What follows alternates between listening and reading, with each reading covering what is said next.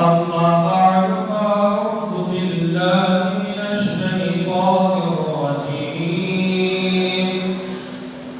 بسم الله الرحمن الرحيم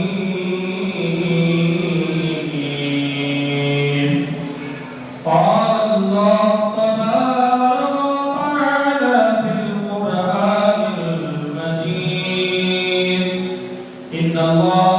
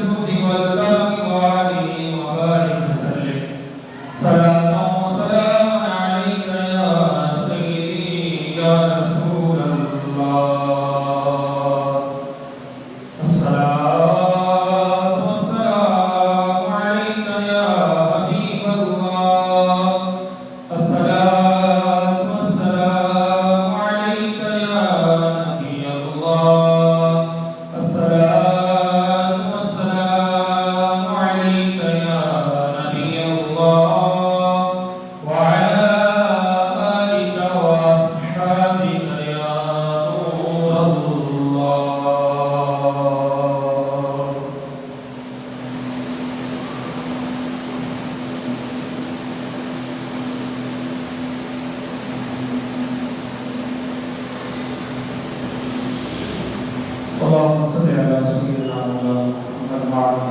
وعلى آله وصحبه وسلم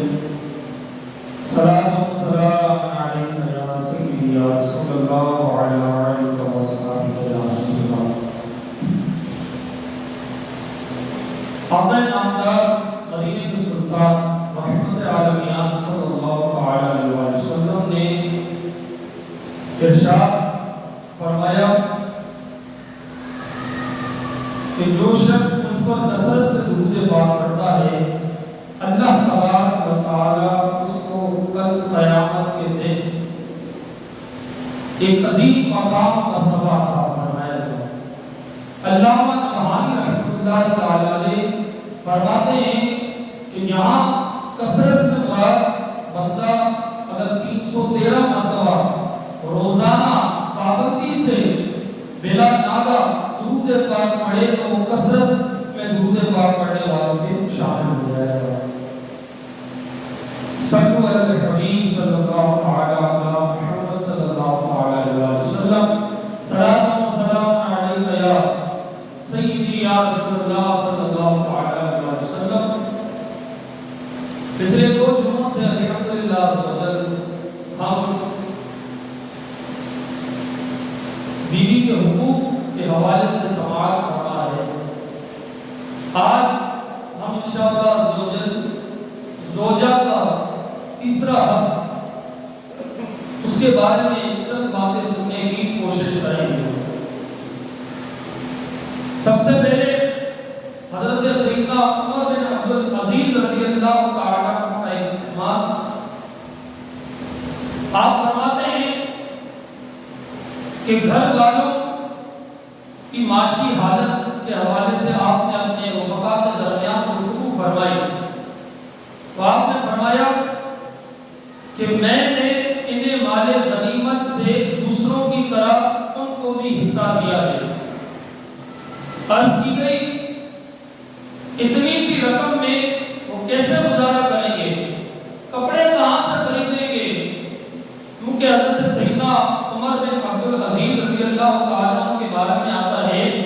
کہ پہلے خلیفہ صدیق اکبر,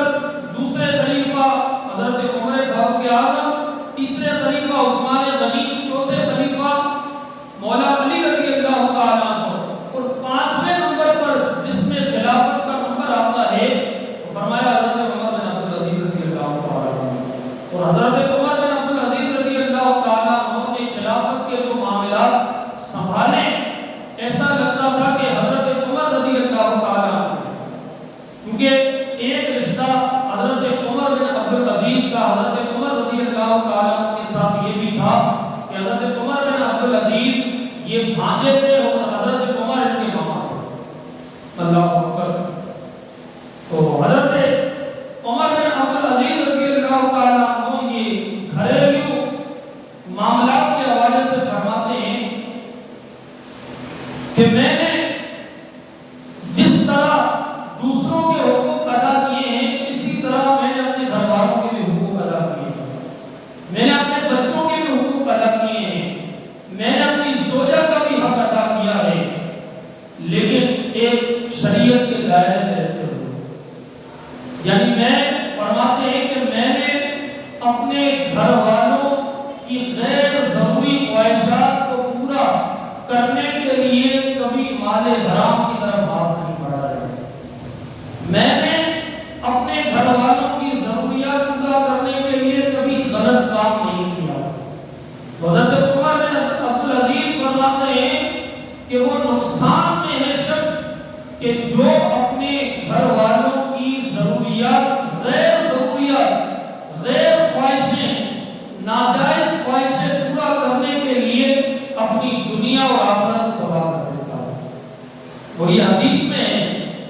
حضرت سیدنا محمود بن مہران رحمۃ اللہ تعالیٰ نے فرماتے ہیں کہ حضرت سیدنا عمر بن عبدالعزیز نے اپنے رفقا سے پوچھا اخبرنی من احمق ناس، یعنی یہ بتاؤ کہ لوگوں میں سب سے زیادہ بیوقوف کون ہے، احمق کون ہے؟ وہ کہنے لگے رجل باع آخرتہ بدنیا، یعنی وہ شخص بیوقوف ہے کہ جس نے اپنی آخرت دنیا کے بدلے بیچ ڈالی۔ اور فرمایا الا انبئکم باحمق منہ، یعنی میں تمہیں ایسے شخص کے بارے میں نہ بتاؤں جو اس سے بڑھ کر زیادہ بیوقوف ہے؟ عرض کی گئی بلا، کیوں نہیں؟ فرمایا رجل باع آخرتہ بالدنیا خیرہ، یعنی وہ شخص کہ جس نے دوسروں کی دنیا کے بدلے اپنی آخرت بیچ ڈالی۔ ایک تو تھا کہ اپنی دنیا بہتر کرنے کے لیے اپنی آخرت کو تباہ کر ڈالا، وہ بھی بیوقوف ہے انسان۔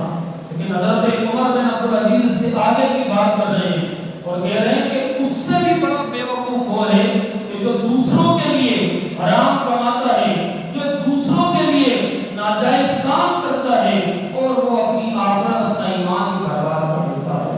تو آج گھر والوں کے حوالے سے، بیوی کے حوالے سے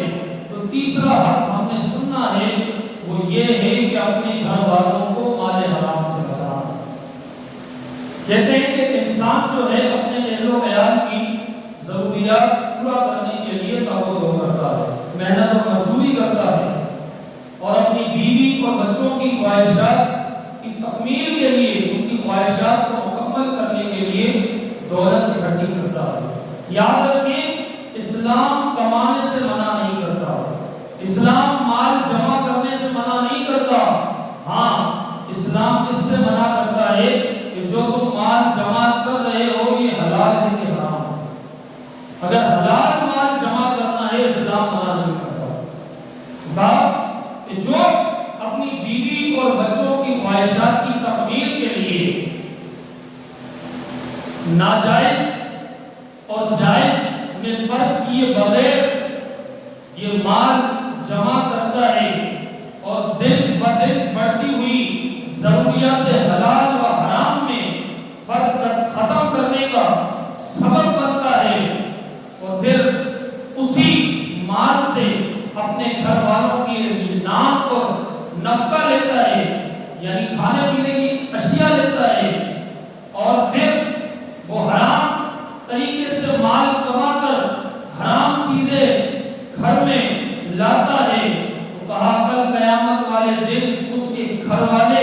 اس کے سامنے ہوں گے اور گھر والے یہ کہیں گے کہ اے اللہ مال حرام کھانے میں ہمارا کوئی قصور نہیں تھا، یہ تو ہمارا جو مرد تھا، یہ جو ہمارا باپ تھا، یہ جو ہمارا بھائی تھا، یہ مال حرام کما کر لاتا تو ابھی لاتا۔ اللہ اکبر۔ اور جو بندہ اس طرح مال کما کر یہ گھر لے آ رہا ہے وہ شاید یہ بھول گیا ہے کہ ایک دن یہ سارا مال جو اس نے اکٹھا قبیلہ ہے وہ چھوڑ کر اس دنیا سے چلا جائے گا، سب یہاں پر رہ جائے گا۔ اللہ اکبر۔ کہتے ہیں کہ آج کا جو صاحب مال ہے وہ پھر کل کا کنگال ہوگا۔ آج جس کے پاس بڑی بڑی عمارتیں ہیں اس کی پھر قبر کو بھی ایسے ہی تنگ کر دیا جائے گا۔ آج جس کے پاس مال حرام کی کوئی ایک شے ذرہ برابر بھی ہوگی، کل قیامت تک وہ اس وقت تک میدان محشر سے قدم نہیں ہٹا پائے گا کہ جب تک اس چیز کا حساب یہ نہ دے۔ اللہ اکبر۔ سنو، حضرت جابر رضی اللہ تعالیٰ عنہ فرماتے ہیں قال رسول اللہ لا يدخل الجنة لحم نبت من السحت وكل لحم نبت من السحت كانت النار أولى به۔ حضرت جابر فرماتے ہیں کہ میں نے رسول اللہ صلی اللہ علیہ وسلم سے سنا کہ جس جسم کی پرورش حرام مال سے ہوگی وہ جنت میں نہیں جا سکے گا۔ جس جسم کی پرورش یہ حرام مال سے ہوگی وہ جنت میں نہیں جا سکے گا، بلکہ ہر وہ جسم جس کی پرورش حرام مال سے ہوئی وہ دوزخ کا زیادہ حقدار ہے۔ اللہ اکبر۔ تو کہتے ہیں کہ جو شوہر ہے اگر اس کی بیوی کے مطالبات اتنے زیادہ ہیں اور اتنے غیر ضروری ہیں کہ جس کی وجہ سے اس کا ہاتھ مال حرام کی طرف جانے پر مجبور ہو رہا ہے، تو کچھ بھی ہو جائے علماء فرماتے ہیں کہ یا تو بڑوں کو بٹھا کر آپس میں وہ معاملہ طے کریں، یا تو پھر سب کے سامنے ہی کہہ دے کہ میری جو آمدنی ہے وہ یہ ہے، میرا ہنر یہ ہے، میں اتنا کما سکتا ہوں، اتنا دے سکتا ہوں، لیکن تمہارے لیے میں ناجائز دولت جمع نہیں کروں گا۔ کیونکہ لوگ گھر والے جو ہیں وہ ناجائز مطالبات کرتے ہیں، ناجائز چیزیں دیکھ دیکھ کر، یعنی دوسروں کے محل کو دیکھ کر اپنی کوٹھی جلانے کی کوشش کرتے ہیں، دوسروں کی چیزیں دیکھ دیکھ کر اپنے اندر حسد پیدا ہوتا ہے۔ وہ کہا کہ اگر اس طرح کے مطالبات بیوی یا بچے یا گھر والے کرتے ہیں تو قطعاً مرد کو اس بات کی اجازت یہ نہیں ہے کہ وہ مال حرام کی طرف اپنا ہاتھ بڑھائے۔ اور کہتے ہیں کہ اگر ایک نیک بیوی، بلکہ نیک ہی بیوی ہوگی کہ جو اپنے شوہر کی آمدنی کی طرف نظر رکھتی ہوگی اور اس کو یہ بات پتہ ہو کہ میرا شوہر دن بھر مزدوری کرتا ہے، میرا شوہر بیچارہ دن بھر گھر سے باہر رہ کر یہ پورا دن کام پر جاتا ہے اور مہینہ اس کی آمدنی 15,000 ہے، مہینہ اس کی آمدنی 20-22 ہزار ہے، تو اس عورت کو بھی چاہیے کہ وہ اپنے اس شوہر کی آمدنی میں ہی گزر بسر کرنے کی کوشش کرے۔ اللہ اکبر۔ تو بہرحال جس بیوی کے مطالبات زیادہ ہوں گے تو پھر شوہر ناجائز طریقے سے مال کمانے پر ہی مجبور ہو سکتا ہے، یا تو پھر وہ رشوت لینے پر مجبور ہو جائے گا۔ اگر وہ کسی ادارے کا ملازم ہے کہ جہاں پر لوگ بیچارے اپنے قانونی کام کرنے آتے ہیں، کام کروانے آتے ہیں، اگر وہ اس ادارے کا یہ شخص ہے یا وہاں کام کرتا ہے تو پھر وہ لوگوں کی مجبوری کا فائدہ اٹھاتے ہوئے طرح طرح کے بہانے بنا کر یہ پھر رشوت لینے پر مجبور ہو جائے گا، اور اسی رشوت سے پھر وہ اپنے گھر والوں کی پرورش کر رہا ہوگا۔ وہ کہا کہ اگر گھر والوں کے مطالبات زیادہ ہوئے تو پھر یہی بیچارہ بندہ یا تو رشوت لینے پر مجبور ہوگا یا تو پھر جرائم کے رشتے پر چلنا شروع کر دے گا، یعنی چوری، ڈکیتی، مال ہتھیانا، یا کوئی ایسا کام تلاش کرے گا کہ جس میں محنت کم ہو، پیسہ زیادہ ہو، شراب نوشی کا دھندا شروع کر دے گا، یا کسی امیر گھرانے کے گھر پر وہ شراب لے جانے کا کام کرے۔ کئی ایسے کام بھی ہیں کہ جو سستے ہیں، آسان ہیں، لیکن وہ قبر کو آخرت کو تباہ کرنے والے ہیں۔ کام تو بڑے آسان ہیں، 2-2.5 گھنٹے۔ کئی لوگ ایسے ہیں، مجھ سے پوچھو بھئی آپ کام کیا کرتے ہیں؟ صرف 2-2.5 گھنٹے کا کام ہوتا ہے۔ کام تو آپ کو نہیں بتائیں گے کیا ہوگا، بھئی یہ پیسے اتنے کہاں سے آپ نے، بس وہ 2-2.5 گھنٹے کا کام ہے تو اللہ بس دے رہا ہے، بھئی اللہ تو سب کو دیتا ہے، لیکن یہ جو حرام پیسہ کماتے ہیں یہ سمجھو کہ جنت بازی کر کے اپنے حلال مال کو یہ حرام بنا دے. تو فرمایا کہ یا تو پھر اگر مطالبات زیادہ ہوئے تو پھر وہ جرائم کی طرف جائے گا, غلط راستے اختیار کرے گا, یا تو پھر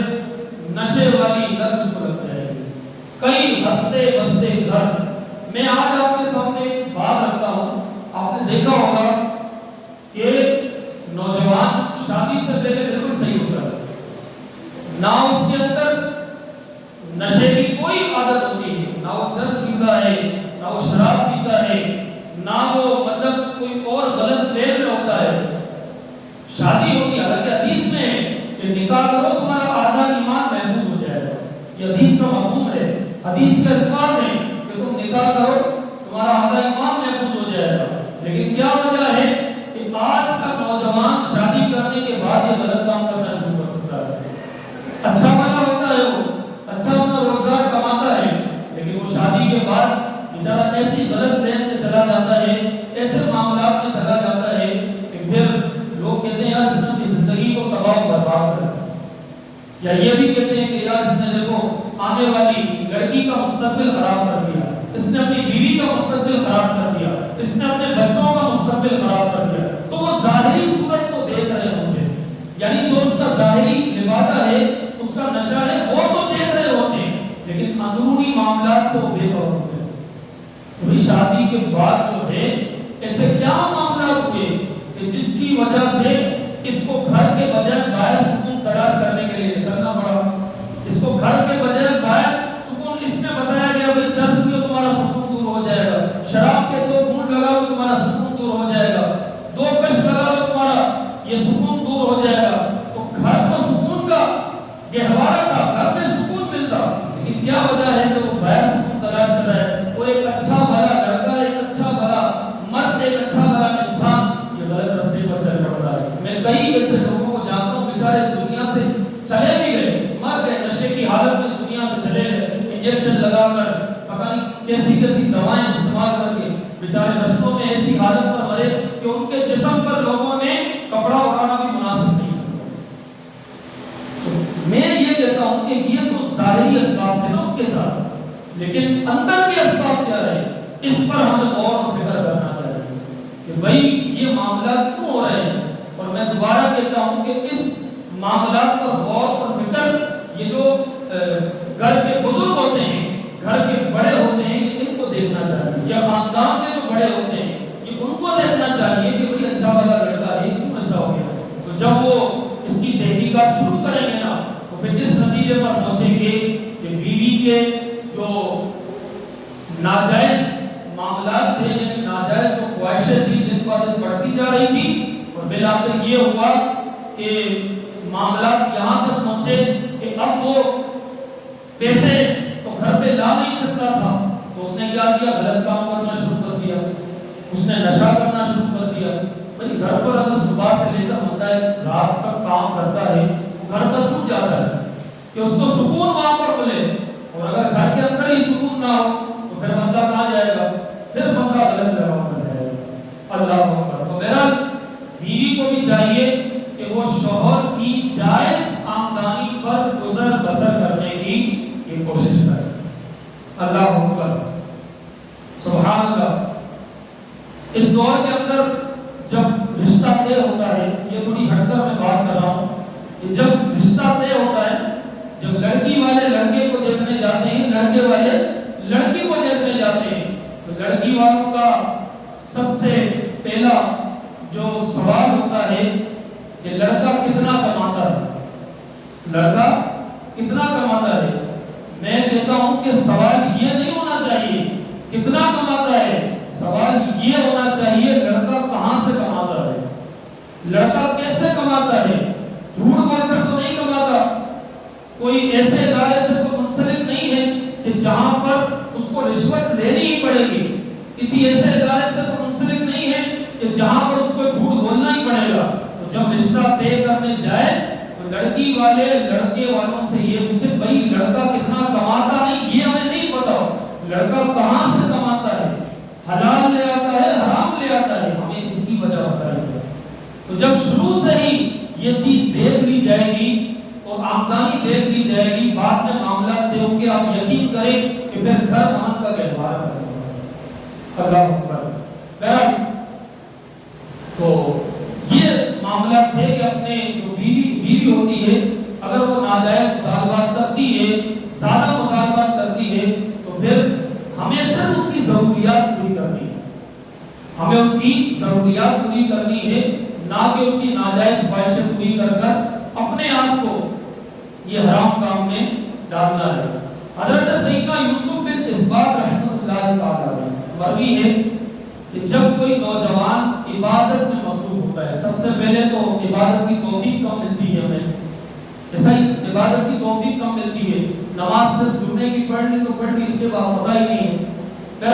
حضرت سیدنا یوسف بن اسباط کہتے ہیں کہ جب کوئی نوجوان عبادت میں مصروف ہوتا ہے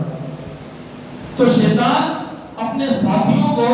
اور اپنے مددگاروں کو جمع کرتا ہے، بلاتا ہے اور ان سے کہتا ہے کہ بھائی دیکھو کہ اس کا کھانا کہاں سے آتا ہے، اس کا کھانا کہاں سے آتا ہے، اگر اس کا کھانا ناجائز و حرام ہے تو وہ کہتا ہے اسے چھوڑ دو، اسے چھوڑ دو، یہ اپنے آپ کو تھکا رہا ہے، یہ اپنے آپ کو تھکا رہا ہے اور یہ بلا وجہ کی مشقت کر رہا ہے، تمہاری ذمہ داری کو خود پوری کر رہا ہے، کام جو تمہیں کرنا تھا وہ خود پورا کر رہا ہے، کیونکہ اس کی عبادت حرام کھانے کی موجودگی میں اسے نفع نہیں دے گی، اس کے جسم کی جو پرورش ہے یہ حرام مال سے ہوئی ہے، تو لہذا اس کی عبادت اس کو فائدہ یہ نہیں دے گی۔ اور اس بات کی تصدیق اس حدیث پاک سے بھی ہوتی ہے کہ نبی کریم علیہ السلام نے فرمایا کہ ایک شخص کے بارے میں فرمایا کہ جس کا کھانا حرام، پینا حرام اور لباس حرام اور اسے غذا بھی حرام سے ملتی ہے تو اس کی دعا کیسے قبول ہوگی؟ کہ حضور فرمایا کہ جس کا لباس، جس کا کھانا، جس کا پینا، جس کی غذا یہ حرام ہے اس کی دعا قبول نہیں ہوگی۔ تو جتنی دعائیں کریں، بلکہ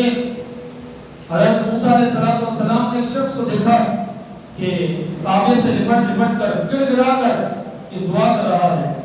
حضرت موسیٰ علیہ السلام بلکہ ویسے ہی دیکھا کہ گر گرا کر دعا کر رہا ہے، حضرت موسیٰ اللہ کی بارگاہ میں عارف ہے کہ یا اللہ اتنا گر گرا رہا ہے، اس کو جو چاہیے عطا فرما۔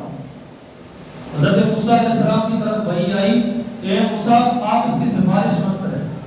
آپ اس کی سفارش مت کریں۔ موسیٰ علیہ السلام نے کہا کہ یا اللہ وجہ کیوں اس کی سفارش نہ کرو؟ کہا کہ اس کا کھانا پینا حرام ہے، اگر یہ قیامت تک بھی ایڑیاں رگڑ کر یہ دعائیں مانگے گا میں پھر بھی اس کی دعا قبول نہیں کروں گا۔ کہا یہ کچھ بھی کرے میں اس کی دعا قبول نہیں کروں گا۔ دیکھا آپ نے کہ حرام کمانے کی نحوست میں اس طرح کی ہے، تو پھر اگر گھر والوں کی ناجائز خواہشات کو پورا کرنے کے لیے بندہ یہ اگر حرام کی طرف ہاتھ بڑھائے تو دنیا کے اندر تو وقتی زندگی جو ہماری 30 سالہ 40 سالہ 60 سالہ زندگی ہے اس میں تو ہم عیش و عشرت کر لیں گے، لیکن قبر کے اندر پھنس جائیں گے، قیامت والے دن پھنس جائیں گے، اللہ کے حضور اس وقت تک ہم پیر نہیں ہٹا سکیں گے جب تک ایک پیسے کا حساب نہ دے سکیں، 1 روپیہ نہیں 1 پیسہ، 1 روپے کے اندر 100 پیسے ہوتے ہیں نا، 100 پیسے ہوتے ہیں نا، ہاں 1 پیسے کا جب تک حساب ہم اللہ کی بارگاہ میں نہیں دے دیں گے اس وقت ہم قدم نہیں ہٹا سکیں گے۔ اور حضرت عمر رضی اللہ تعالیٰ عنہ نے تو ایک بات بطور نصیحت ہم سب کے لیے یہ کہہ دی، ایک شخص آپ کی بارگاہ میں آیا اور کہا کہ حضرت آپ مجھے مختصر نصیحت فرمائیں۔ حضرت عمر رضی اللہ تعالیٰ عنہ نے فرمایا مختصر نصیحت چاہتے ہو تو پھر سنو، رزق حلال جو کما رہے ہو، جو تم کما رہے ہو اس کو پاک رکھو اور حرام کی طرف نہ جاؤ، کیونکہ کل قیامت والے دن رزق حلال والوں سے اللہ تعالیٰ حساب لے گا اور رزق حرام والوں کو کہے گا تم کو ڈائریکٹ جہنم کے اندر جاؤ، تم تو اس قابل بھی نہیں ہو کہ تم سے حساب بھی لیا جائے۔ تو حساب کس پر ہوگا؟ حلال مال پر، حرام مال پر تو ڈائریکٹ عذاب ہوگا، اٹھا کر ڈائریکٹ جہنم کے اندر پھینکا جائے گا۔ تو ہم اپنے معاملات پر میرے پیارے محترم اسلامی بھائیوں یہ غور کریں۔ حضرت ابو ہریرہ رضی اللہ تعالیٰ عنہ کی ایک آخری حدیث کہ فرمایا کہ لوگوں پر ایک ایسا زمانہ بھی آئے گا کہ جب کوئی اس بات کی پرواہ نہ کرے گا کہ اس کا مال جو اس نے حاصل کیا ہے وہ حلال سے حاصل کیا ہے یا حرام سے حاصل کیا ہے۔ اللہ تعالیٰ ہمیں حلال مال کمانے کی یہ توفیق عطا فرمائے۔ اپنی آمدنی کو آپ پاک کر لیں، خدا کی قسم آپ کی نسلیں پاک ہو جائیں، آپ کی نسلوں میں خدا کی قسم آنے والی نسلیں آپ کی ایسی پاکیزہ پیدا ہوگی کہ آپ کے مرنے کے بعد وہ آپ کے لیے دعائیں خیر کرے گی۔ کبھی بھی ایسا کوئی معاملہ ہو تو ہمیں اللہ کا خوف، اللہ کا ڈر یہ دل میں رکھنا چاہیے اور دعا بھی کرنی چاہیے کہ اللہ میں مال حرام سے محفوظ فرما۔ آج تک اگر مال حرام کمایا ہے یا کسی کے پیسے ہم نے دبائے ہیں، کسی سے قرض لے کر نہ دینا، یہ بھی حرام طریقے سے اس کا مال ضبط کرنا۔ آج تک اگر کسی کے ساتھ ایسا معاملہ کیا ہے تو پھر ہمیں یہ دیکھ لینا چاہیے۔ اللہ تعالیٰ سے دعا کرتے ہیں جو کچھ سنا اسے یاد رکھنے، اس پر عمل کرنے کی توفیق عطا فرمائے۔ آمین بجاہ نبی امین صلی اللہ تعالی علیہ وسلم۔ ایک اعلان بھی آپ سماعت فرما لیے۔ الحمدللہ عز و جل دعوت اسلامی الحمدللہ یہ ایک دینی اور مذہبی جماعت ہے۔ دعوت اسلامی کے زیر اہتمام اس وقت بے شمار مدرسے جس میں بچے فی سبیل اللہ قرآن کی تعلیم حاصل کر رہے ہیں، اور دعوت اسلامی کے زیر اہتمام جامعۃ المدینہ کہ جس میں کئی عاشقان رسول یہ علم دین حاصل کر رہے ہیں، عالم کورس کر رہے ہیں۔ اور یاد رکھیے علماء فرماتے ہیں کہ عالم ہی انسان ہے، جس کے پاس علم ہے حقیقت میں وہی انسان ہے، ورنہ پھر جانور اور انسان میں کچھ فرق باقی یہ نہیں رہے گا۔ اس وقت الحمدللہ دعوت اسلامی بے شمار یہ جامعۃ المدینہ فی سبیل اللہ یہ چلا رہی ہے، جس میں